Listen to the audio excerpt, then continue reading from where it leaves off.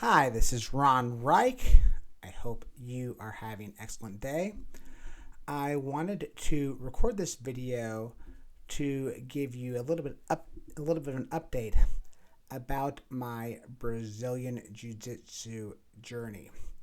So in my last video, I shared with you my twin impossible goals. Goal number one is to speak on Brendan Bouchard's Growth Day stage in 2028. That is my big business focus over these next however long that is. Let's say 2.5 years. And I also have a twin goal, a sub goal, also a stretch goal, not quite an impossible goal, to get my Brazilian Jiu-Jitsu purple belt in no-gi Brazilian Jiu-Jitsu. That is not really an impossible goal per se, because as long as I am consistent with my training, maybe a little more than consistent, maybe a slight stretch, but if I am consistent and maybe trained a little bit more than, let's say, the average person, I think there's a really great possibility of me accomplishing that goal. So now in this video, I just want to share with you a little bit more about my jiu-jitsu journey and why I'm really excited about this and why I chose this as a really important goal that I'm going to focus on over these next couple years. Well, if you're not familiar with Brazilian Jiu-Jitsu, you can, of course, look it up, go talk to the robots, go talk to Google. It essentially is it's a martial art that is primarily what's known as grappling focused. That's mean it's primarily done on the ground, and a lot of it is really based on submissions, leverage. You could call it there's a lot of wrestling that is involved in it. Essentially, it's not what would be like a striking type martial art, if that makes sense. Like if you happen to ever watch mixed martial arts, the UFC, and you see people like fighting on the ground, they are most likely doing jiu-jitsu type techniques. So I actually have been very fascinated and interested in grappling and wrestling since I was very young. I'm 46 years old. Like many people of my generation, I was a big fan of the WWF back in the day. Now it's the WWE. I was very into submissions when I was really young, maybe like definitely in grade school, maybe like 3rd, 4th, 5th grade. I would read all these wrestling magazines, and one of the ones that in the magazines there was ads for.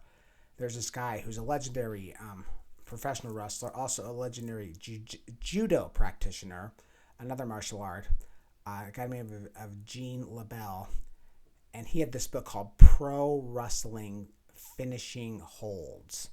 And this was like an encyclopedia of submission holds. That's like a technique where you try to get the guy to submit when you got to get them to give up. Like you're stretching their arm out, for example. So anyways, my dad bought me this book when I was really young. And so I would always, me and my brother would oftentimes practice our different submission holds on one another. So anyways, so I was always really into wrestling. I was into submissions. And then many years later, this would have been, I remember quite vividly, the year would have been 2008, 2009. This is when the UFC started getting popular. This is when I started really getting into the UFC. And I had a good friend at the time who was actually, he was pretty well known in jiu-jitsu circles. This guy, his name is Scotty Nelson. He had a website called onthemat.com. He was a good friend of mine, and I was hanging out with him quite a lot. and he was like a jiu-jitsu badass, and he kind of inspired me to kind of maybe start taking it up. And I thought Scotty was really cool, and it just kind of lined up. Like I kind of wanted to, learn how to fight, learn how to grapple, learn jiu-jitsu. So that was cool. Anyways, I ended up signing up for my first jiu-jitsu class all the way back in 2009. That's when I signed up for my first classes. And to be totally honest, I didn't really like it, and I didn't really stick with it. I think I signed up for the first time in 2009. I maybe went for a month or two. I signed up again a little bit after that. Didn't really stick with it. Then it was actually, I think 2 years later, 2011, I actually do remember, I actually did go more consistently. I think I went for about 4 months. But again, I stopped going because at the time I just wasn't that into it. It wasn't very fun. It was very difficult. And I was just into other things. And then I didn't take any classes for the next, that was 2011. I did not take another jiu-jitsu class until last year. Not last year. Technically it's 2024. So it would have been 13 years later is when I took my next class.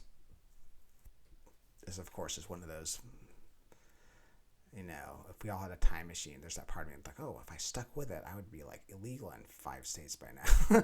By now, if I'd been training consistently for the last 13 years. But had I done that, I would not be where I am today and have done all the other amazing things that I've done. So all good, no regrets.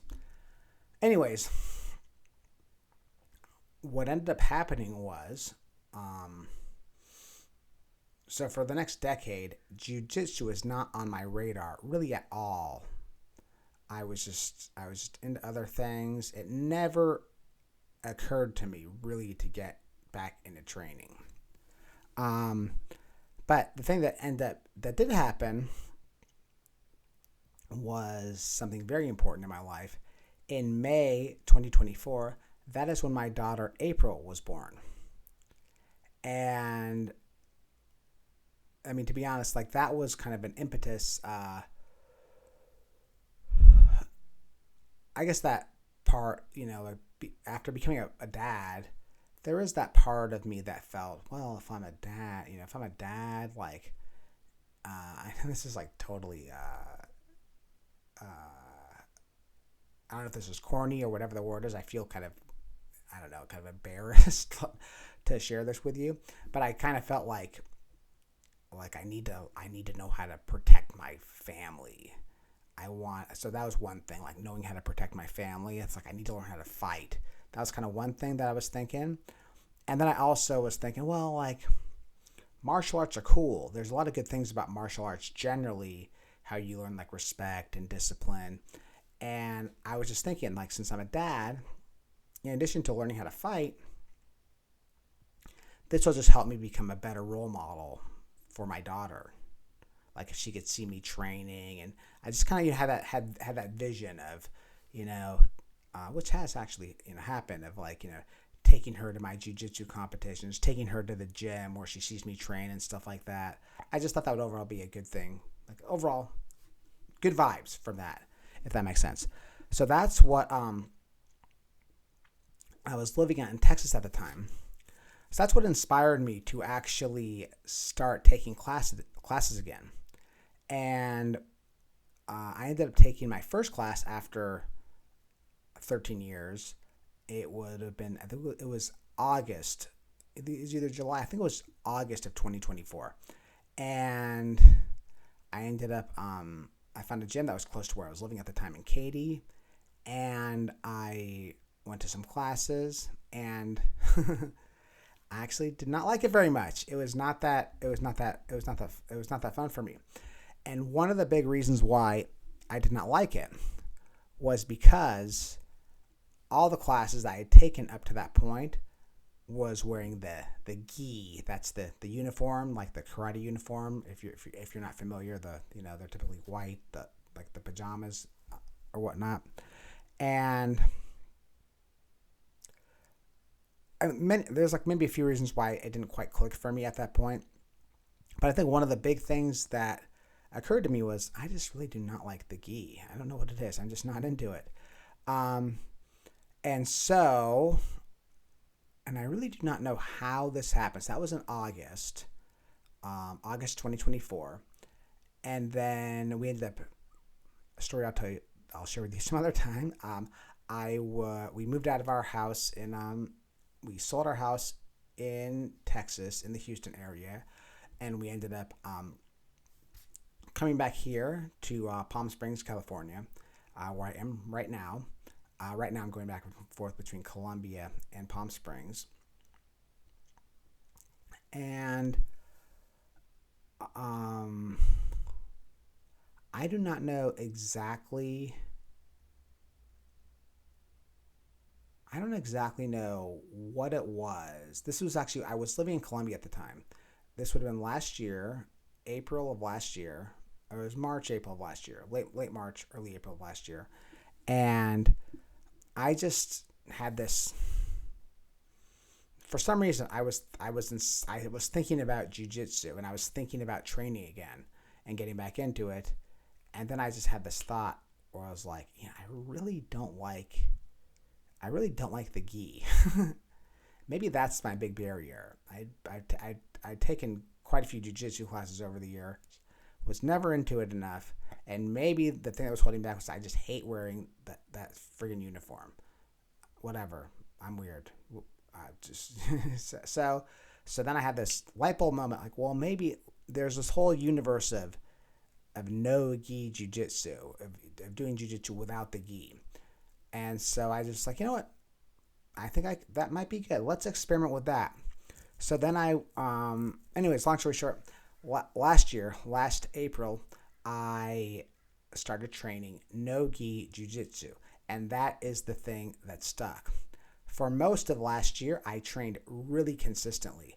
I probably went to an average of 4 classes per week since April of last year. So pretty much a solid 8 months. April, yes, I'm sure that is 8 months. April, or almost 9 months. Or 9 months, I guess.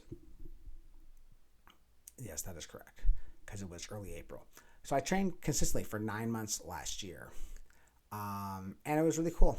I made a lot of really good progress. Obviously, jiu-jitsu is a very long learning curve. To really get good, like to get like elite levels at jiu-jitsu, it takes legitimately, let's say, 5 to 7 years to be like good at jiu-jitsu. But to be really good, it takes like a decade. So it's so I'm still like super beginner beginner levels.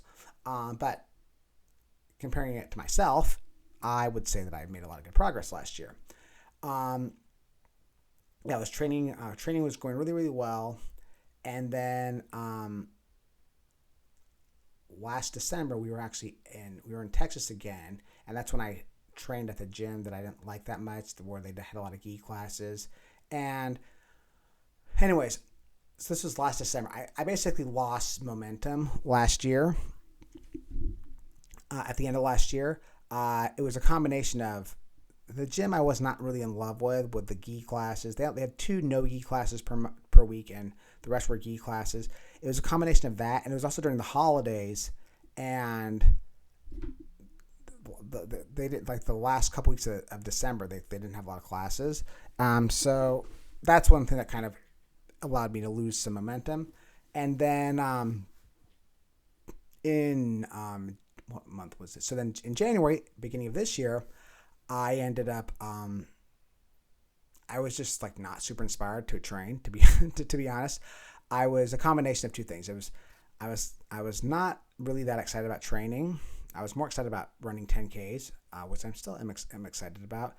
And I was really focused on some business projects. I had my own big launch that just happened back in May. I also, in April, I had a summit that I did, which I'll share details more. I'll share more details about that with you later.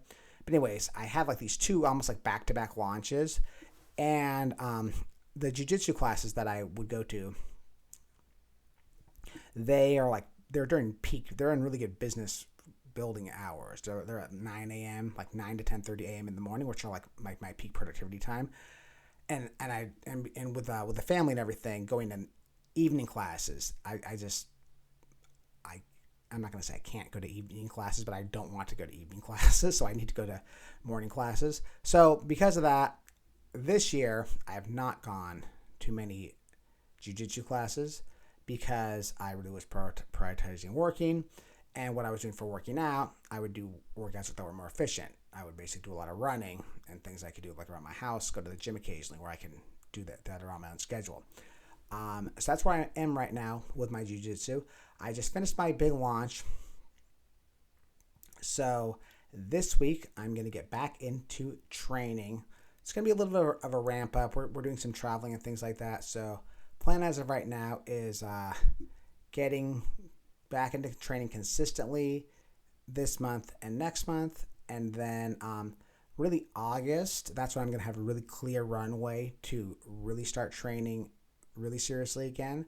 Hopefully getting back to my my general goal is like 2-3 classes a week, averaging June and July, and then that's mainly because I have more traveling. And then beginning in August, where I'm not going to be traveling as much, I'll really be able to get back to really want to average 4 classes per week. And then my goal is probably to do another competition. I did one competition last year in November. And my goal is to do probably sometime in November again, or maybe early December. That's what I'm looking to do. Probably just one competition this year. So that is where I'm at, and I will keep you updated on all of this. But like, so I told you, I just gave you an update of kind of what my journey's been up to this point. And one thing I did not share with you is like, why is this an important goal for me? What am I doing it for? So I did mention why I initially got back into it, like feeling the need to learn how to protect my family, and also the need, also I think it'll help me be a great role model for my parent, or be a good parent, be a good role model for my daughter. And so those things are both very true. The other thing, I did mention this in a previous video, is that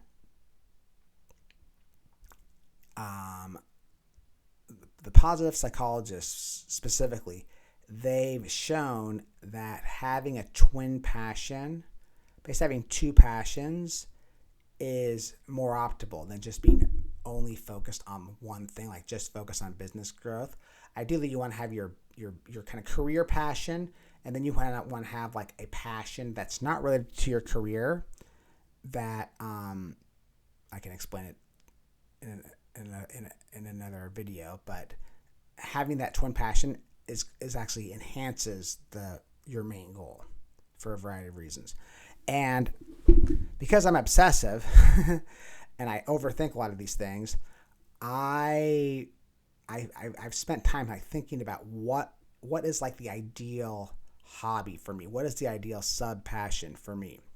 Like if I'm gonna have one primary sub passion, what is it going to be? And so I mentioned my hero, Dan Kennedy. He's really into business, but his main sub passion was horse racing. He buys horses and he rides. He does harness racing, and he's like been a role model for myself. Also, my friend and mentor James Schramko. If you're familiar with James, super cool business dude, really smart, really successful, and he's really into surfing. And he talks a lot about how surfing has helped him in business, and it's also like a cool part of his brand.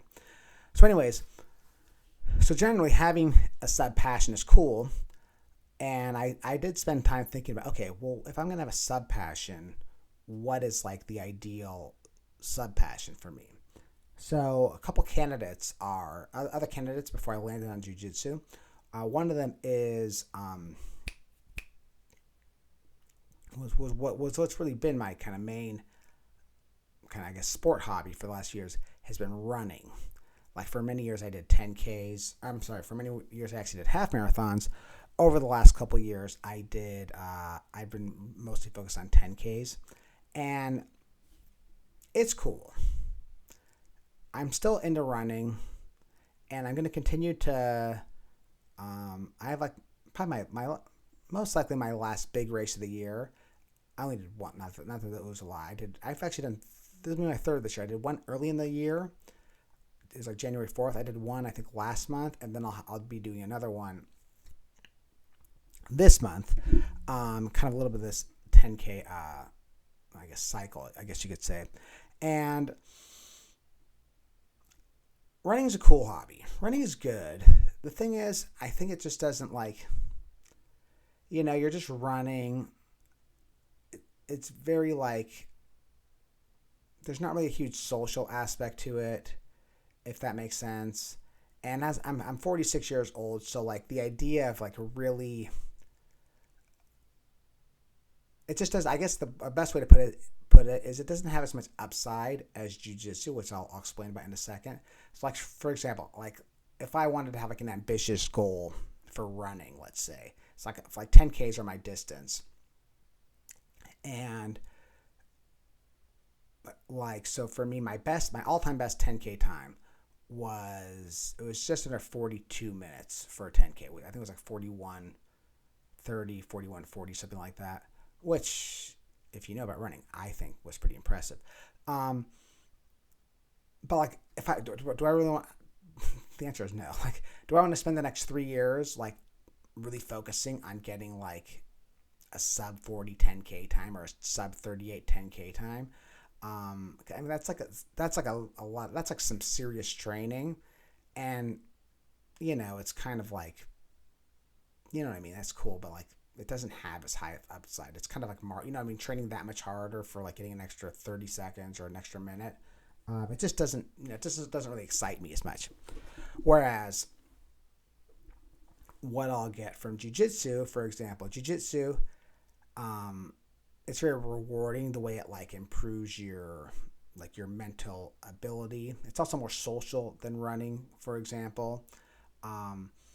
It's also, they call it human chess. It's very technical. So there's a lot of really things I'm excited about if I'm looking to nerd out on techniques and things like that, and figure out design my perfect jiu-jitsu training schedules. There's a lot of fun things. There's a lot of fun things that go into that, which I'm really excited about. So that's why, and compared to running, that's jiu-jitsu is better. Other hobbies that I considered are so one of them, which actually still is a hobby, which I am doing, is reading fantasy novels. But the thing is, that's cool, but I can still do that without I can still do that. I still have time to do that, so it's not I'm not losing anything there when it comes to that, because that's something that I can do in my spare time. It doesn't require I like to read anyways. It doesn't require any other investment. I did for a hot minute think about some other kind of mental type games, playing chess, for example. One that I didn't really consider chess too much. The one I did kind of think about was the trading card games, Magic the Gathering, and what's the other one? It's called Hearthstone, I think. Here's the thing. I like the idea of that. I was for a while. I was kind of into the idea of learning how to play these trading card games. I tried playing Magic the Gathering. It was so complicated for me. So if you watch this and you can play Magic the Gathering and you're competent, I salute you. It was friggin' super complicated. I could not hang. And then the other one is actually playing golf. I played golf growing up. My brother has gotten really into golf over the last couple of years, so it's a really fun. Whenever we play, it's really fun, and I actually have pretty good potential to be good at golf if I really was focused on it. The problem with golf, though, is it's very time consuming and it's kind of expensive. Well, it's time consuming and it's expensive. Whereas it does check a lot of good boxes, though. Golf could be really good. However, jiu-jitsu is time consuming, but it's more efficient because the good thing about jiu-jitsu is that it also, I forgot to mention this. You're also getting physical exercise in when you do jiu-jitsu, right? So it's efficient. You're checking a good box, so it has more efficiency than golf does, for example. And like all the other ones, like if I were to focus on Magic the Gathering or chess or even golf, I still have to work out, right? So, but if you're doing jiu-jitsu, not only are you getting physical exercise in, you're kind of checking the I worked out today box, but you also get all the other aspects, all the other benefits of jiu-jitsu that you get, if that makes sense. So it like improves your mind. It's got that kind of like identity improvement. It's also quite social. You do it with other people. So really, it checks a lot of really great boxes if you're looking for a hobby. And when you do it, it actually is quite fun once you kind of get into it. Like for me personally, at the end of every class, you spar. This is when you're practicing. They call it rolling. Typically, you'll do a few rounds of rolling with your opponents, and oftentimes those can be really fun.